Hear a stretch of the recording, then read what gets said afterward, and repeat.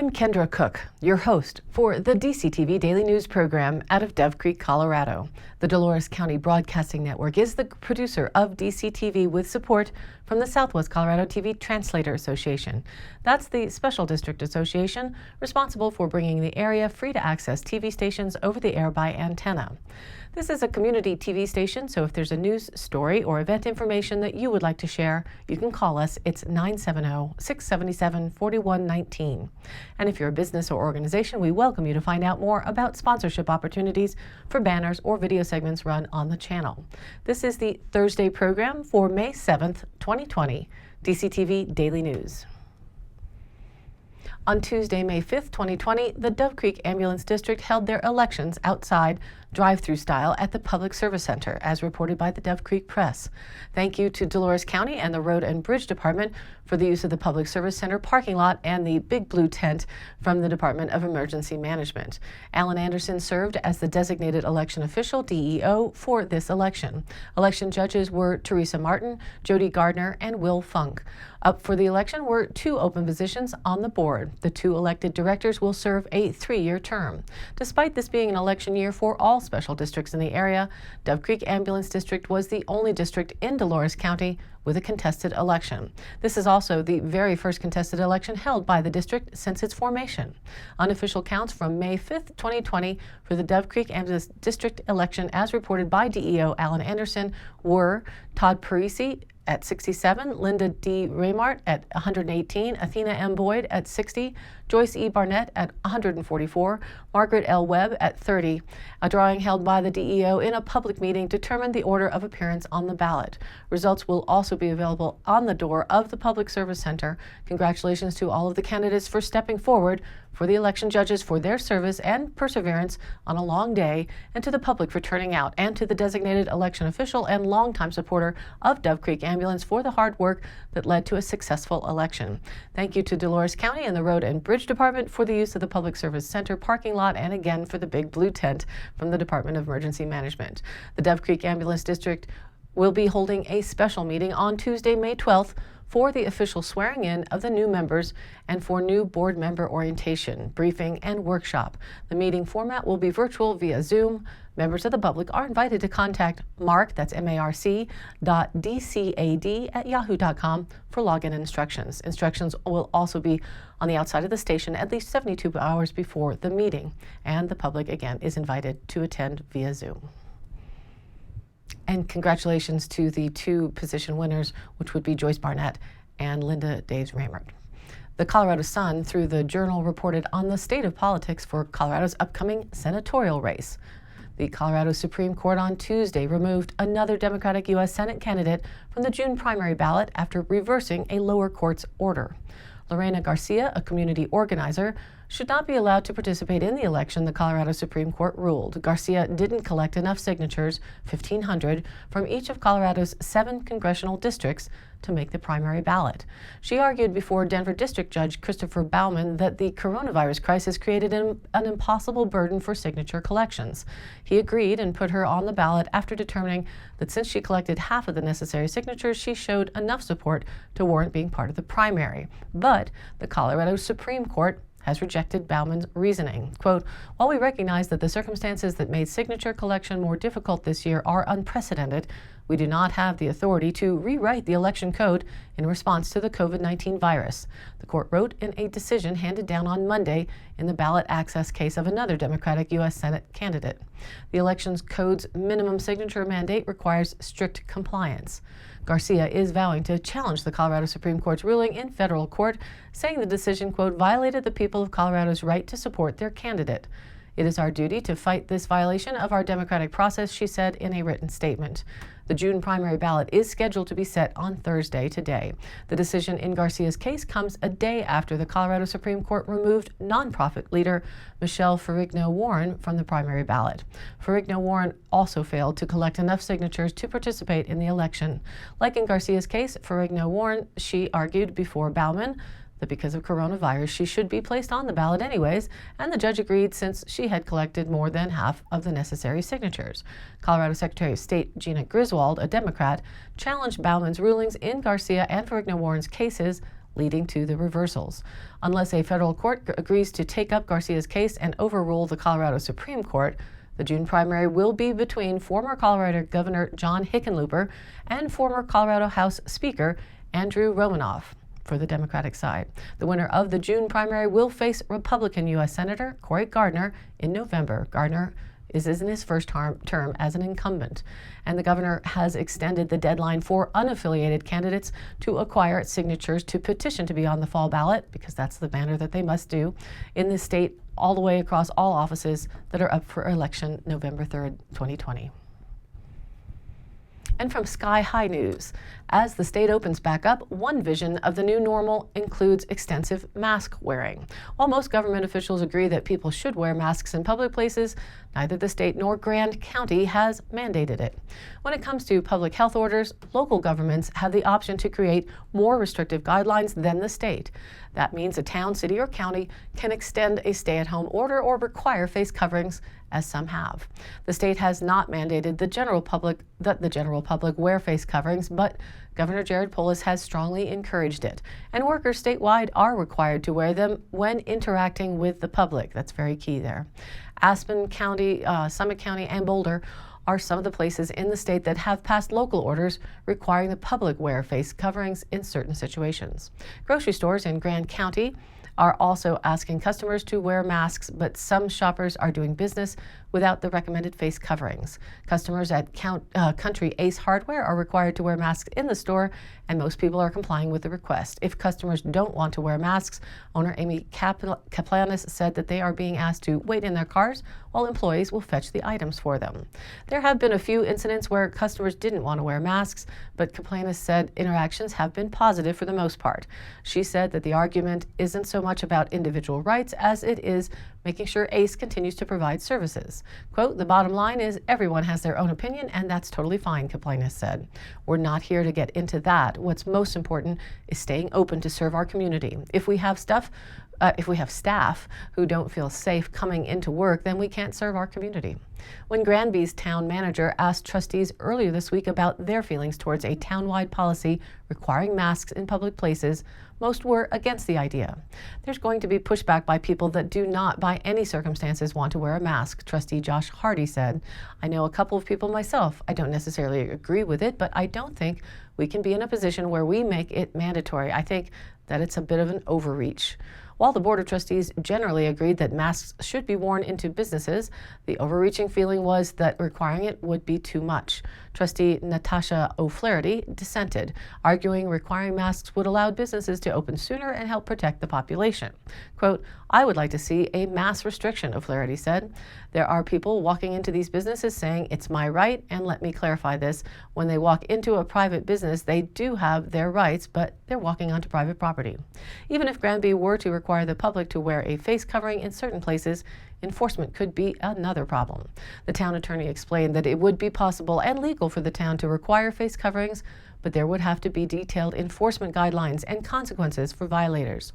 Quote, "I cannot feel good in my heart to mandate people to wear masks," Trustee Becky Johnson said. "It would be impossible to police. We'd have to come up with someone to enforce it. Our police department has enough to do." With the majority of Granby's trustees not in favor of such an order, the topic was dropped. However, they all emphasized the importance of wearing face coverings and expressed support for any businesses that want to require masks. Trustees asked the public to respect the wishes of those businesses. You can continue to do research as to which types of masks and face protection actually protect and how to wear one correctly for the greatest safety benefit. There's also a report out from the Surgeon General warning of the potential dangers of covering one's mouth and nose. So there are lots of issues to consider as we have entered the COVID-19 world. Best advice is to boost your immune system to stay healthy, right? Of course, we offer no medical advice. This is just a common sense commentary. And now let's take a look at the local weather. Today, a sunny day again with a high near 71 degrees and quite a breezy day again with a red flag warning in effect issued through tonight to 9 p.m. The northwest winds are at 15 to 20 miles an hour, and they make gusts to 35 miles an hour. Tonight it's clear with a low around 36 degrees. It will remain breezy with a north-northeast wind at 10 to 20 miles an hour, with gusts as high as 30 miles an hour. Into Friday, we're looking for another sunny day with a high near 72, with north-northeast winds at 5 to 10 miles an hour becoming west in the morning. Friday night mostly clear and a low around 42 degrees, and the wind settles down a bit. For the weekend, Saturday is looking to be a repeat of sunny skies with a high near 75 degrees, and back to the northeast winds, light at 5 to 10 miles an hour becoming northwest in the morning. Then another round of gusty winds as high as 25 miles an hour during the afternoon probably. Saturday night mostly clear with a low around 44 degrees.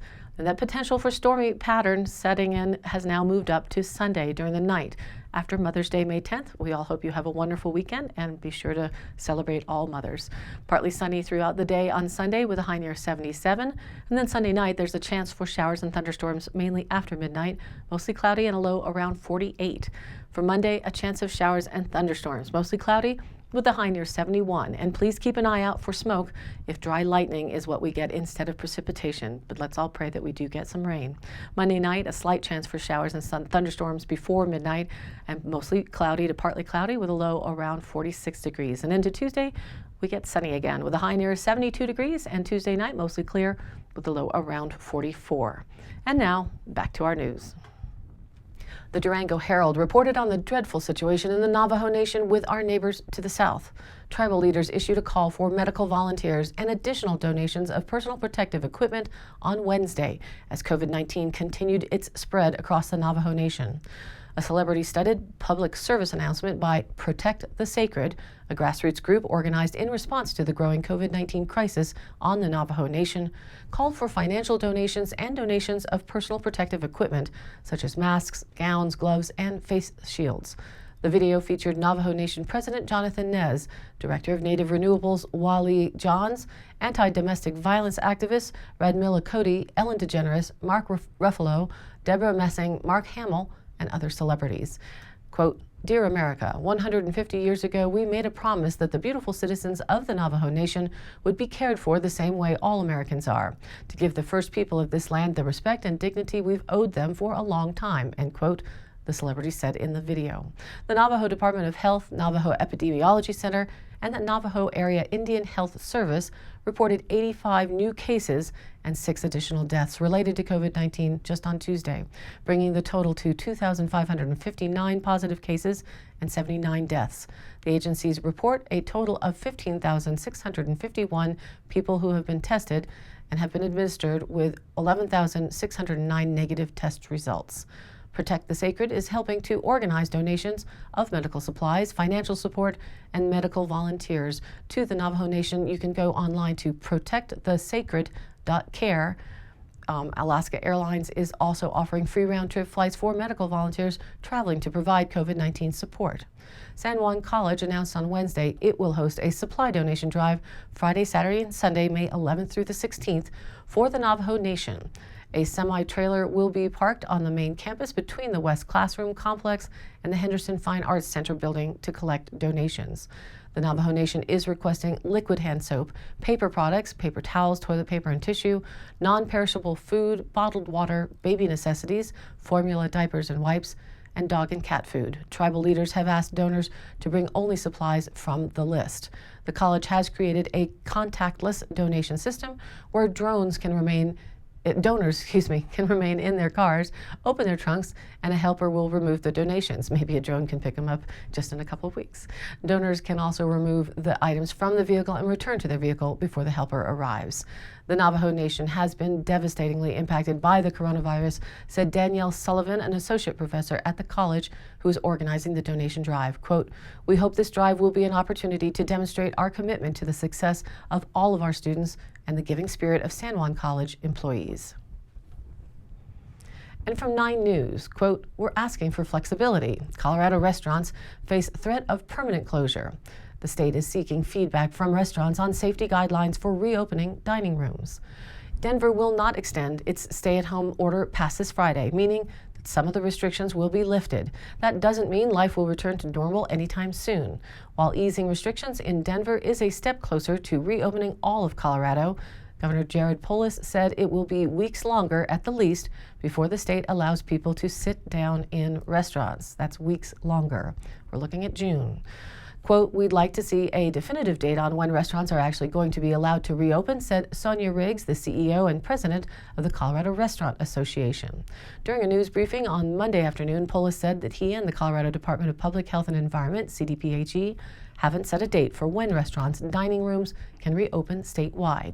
He said that they need to collect data from over the next 2 weeks first that will help create proper guidelines for businesses to do so safely. Because even if they open and customers fear going there, they wouldn't be doing very well, Polis said. We want to make sure that it's done safely, that it inspires confidence in the people that work in the restaurant industry and the customers as well. We're going to get that done as soon as we can. Restaurant owners across Colorado, like Juan Padro, the CEO of Culinary Creative, as well as Tap and Burger Concepts, said that they will follow whatever instructions are given. Our responsibility is to gain the trust of our guests, and that's never changed, Padro said. We're going to have to put the measures in place that make people feel like, hey, we're willing to take a chance on that establishment. But CRA said that the clock is ticking to set a date to reopen dine-in services. Riggs said businesses need at least 2 weeks' notice to appropriately schedule staff and stock necessary supplies. Another key thing we're asking for is flexibility from the government at all levels, meaning if they will allow restaurants the flexibility to be able to expand their dining options outside of the restaurant, for example, onto patios, or expand their patios into the parking lots, Riggs said. In some places, we've even heard about street closures. We've also heard about potentially working with your neighbor and allowing that restaurant to expand their capacity into the front area of the neighboring business. While restaurants wait for Polis and CDPHE to give them a green light, more say that a threat of permanent closure moves closer to becoming reality. 91% of Colorado restaurant operators said that they have laid off or furloughed employees since the beginning of the coronavirus outbreak in March, according to results from a CRA survey. 21% of operators anticipate laying off or furloughing additional employees during the next 30 days. Quote, an even more saddening number is we've heard from the restaurants in the Denver area, if they're not able to reopen by the end of May, 30% will likely close permanently, Riggs said. Overall, in Colorado, we saw that figure at a 22% average of those that say they will have to consider closing their doors permanently if they're not able to reopen. Riggs said that the CRA would like to see restaurants open as soon as possible. Polis said that they're seeking feedback from restaurants across the state on safety guidelines. To that note, on Friday morning, May 7th at 8 a.m., the Dolores County BOCC will be hosting a workshop to discuss the options of moving forward on submitting a letter or request for variances or exceptions for our county's businesses. The public is invited to listen over the Zoom connection. You can also participate if you would like to during the public comment period, and you can contact the office for further directions. Their number is 677-2383. They need to hear your voices so they know how to move forward. And today's High Canyon Country happenings. Dolores County will be taking orders for those residents wanting dust guard in front of their residences. The cost is $1 per foot. The example for 300 feet will cost $300, a minimum of 300 feet. Payment must be made in advance at the Road and Bridge office at 8477 Road 7.7, Tuesdays through Thursday. You can call 970-677-2328. Or at the Dolores County Commissioner's Office, that's the 409 North Main Street at the courthouse, 970-677-2383, no later than May 14th. That's next week. Dust Guard will be applied in May and June 2020. And an update on July 4th celebrations, the Pick and Hoe and All School Reunions 2020. From the All School Reunion coordinators, there has been an announcement made. Quote, we will not have the all-school reunion scheduled for July 3rd, 2020. The thought of having 400 plus people at risk in the Memorial Hall is a little scary at this time. We will postpone it until the Pick and Hoe celebration in 2021. We should all be ready for a big get-together by then. We still encourage you to get in contact with your classmates at this time and spend a few minutes checking in on each other and sharing good memories. There are still plans to do some of the activities for the 2020 Pick and Hoe, like the fireworks and maybe the parade. Other ideas are being considered. Please pass any ideas to Kendra Cook. We are looking forward to seeing the banners for 2020 Dove Creek graduating seniors along the highway. Let's dedicate the 2021 all-school reunion to them. And you can see those banners hanging up on in front of many of the businesses for the class of 2020. They're all downtown, and the wind has taken a couple of them off, but everybody has managed to reinstall them. Please make sure to let the class of 2020 know that you support them. And back to the Pick and Hoe, the DC Chamber is still working with volunteers on coordinating the event in whatever capacity we are allowed to do so, keeping public health and safety forefront as always. The 65th Pick and Hoe theme is Reunited, a look back to the 1950s when it all started. The bare bones thoughts, which may change moment to moment, are for a Main Street drag on Friday evening, a sock hop at the baseball field Friday night with a DJ, and then the 4th of July on Saturday morning for the parade and the color guard ceremony. There may be possibly the opportunity for food vendors in the park and the band to play at the field on Saturday night before the fireworks. This all depends on how the state of Colorado and our county moves forward after the stay-at-home executive order ends May 27th. We should know more at that point in time. Currently, the 10-person maximum on any gathering would not allow for most of the Pick and Hoe, so stay healthy and we'll keep you updated. And for Memorial Day at the end of this month, the month of celebrating our first responders and military, a reminder that the Dove Creek Veterans Memorial Wall is available for dedicated stones to be added. If individuals or families would like to purchase a memorial stone for a veteran of the United States Armed Forces, please have a form turned into the VFW by the 15th of May 2020. Forms can be picked up at the VFW or call Dave McCuskey at 970-677-4184. The cost for each stone is $100. And we are still waiting to hear what the school board is proposing for the graduation. The CDE has provided additional restrictive guidelines. When we know more what they are proposing to do, we will share it with you here. I know that all the schools are very eager to get some sort of tribute and congratulations for our graduating class together. It may absolutely not look like what you expected just a few months ago. Anyway, we will keep you informed as to the progress of what they will be able to do. And I post up all of these High Canyon Country happenings on our Facebook page, and that's DCTV Daily News, where you can also watch the program replay along with news, links, and stories of local interest. And you too can share other events or news. Join in on the conversation as well. Again, this is your local community TV station. So if you have something you'd like to share, contact us. It's dcbnnews@gmail.com or call the station 970-677-4119. Thank you for tuning in to DCTV Daily News. Programs are broadcast Monday through Friday as available. Sometimes the courthouse has been closed on Fridays, and so we were not able to come in to do the news, but keep your fingers crossed. With replays online on our YouTube channel or our DCTV News at Noon Facebook page. DCTV Daily News Facebook page. We switched from News at Noon to the Daily News a couple months ago now. And if you do like the program, please like and follow us on Facebook and share it with your friends and family. This has been a production of DCTV for the DCTV Daily News program out of Dove Creek, Colorado, USA. I'm Kendra Cook. Again, thank you for watching.